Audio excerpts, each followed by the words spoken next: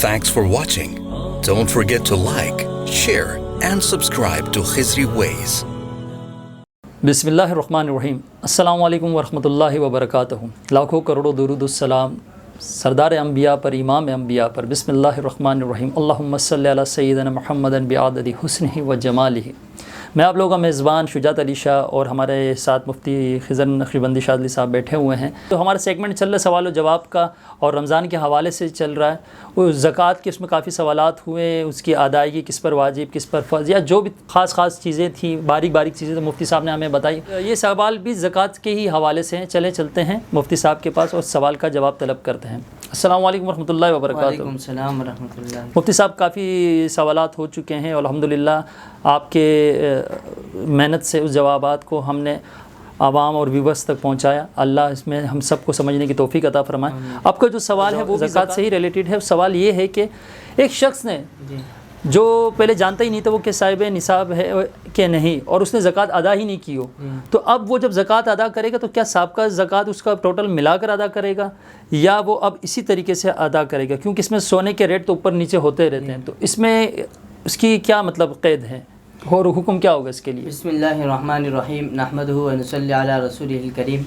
अगर किसी शख्स ने मुतअद्दिद सालों की ज़कात अदा ही नहीं की शुरू से, तो उसका यह है कि वह हर साल का अपना हिसाब लगाएगा कि फ़लाँ साल में इतनी मालियत का मालिक था, तो यह है कि फिर वो सुनार के पास जाके पता करे कि इस तारीख को सोने की मालियत कितनी थी या चांदी की मालियत कितनी थी, कितना वो था, तो उस हिसाब से फिर वो ज़कात अदा करेगा। क्यों? इसलिए कि सोने के जो रेट हैं वो कम ज़्यादा होते रहते हैं। इस तरीके से क्यों वो जब एक निसाब का मालिक उस साल हुआ है, उसके ऊपर साल पूरा भी उस साल उस तारीख को हुआ है, तो उस हिसाब से वो ज़कात अदा करेगा। बाकी ये होता है बाद औक़ात लोगों के पास वो एक रकम लिखी होती है, सुनार ने वो रसीद दे दी तो वो उस हिसाब से ज़कात देते रहते हैं। ऐसे नहीं, बल्कि सोना ले जाए, क्योंकि सोने के अंदर के मुख्तलिफ़ कैरेट के मुख्तलिफ़ रेट होते हैं। कहीं 19 कैरेट का है तो उसका मुख्तलिफ़ रेट है, 18 का है तो उसका मुख्तलिफ़ है।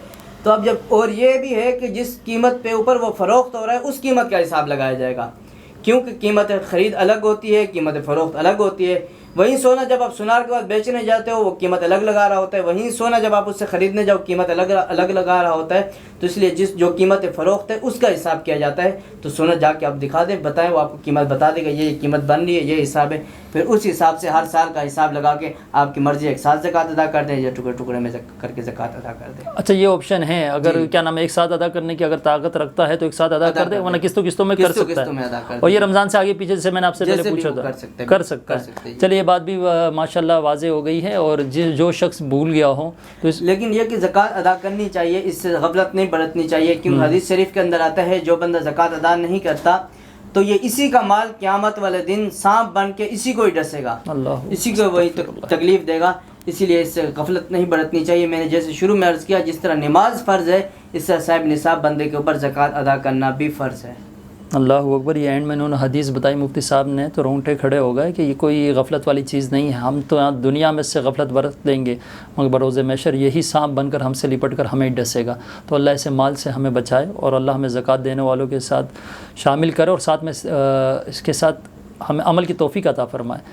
तो मुफ्ती साहब, बेहद शुक्रगुज़ार हूँ आपका कीमती टाइम इस हवाले के लिए कि ये सदका जारिया है और अल्लाह ने मैं भी खुश नसीब हूँ, अल्लाह ने मुझे शर्फ़ अता फ़रमाया कि इस प्रोग्राम का हिस्सा बना और दीनी प्रोग्राम का हिस्सा बनो, ख़ास करके रमज़ान के हवालों से। तो अल्लाह ये हमारी काविश अपनी बारगाह रब्बुल इज़्ज़त में कबूल व मंजूर फरमाए। मुफ्ती साहब के इल्म में बरकत और ज़िंदगी में बरकत अता फ़रमाए। मुझे और मुफ्ती साहब को दें इजाज़त। इंशाअल्लाह ताला अज़ीज़ मिलते हैं आप लोगों से अगले सवाल में। अब तक के लिए इतना ही। अस्सलामु अलैकुम वरहमतुल्लाहि वबरकातुहू। Thanks for watching. Don't forget to like, share and subscribe to Khizri Ways.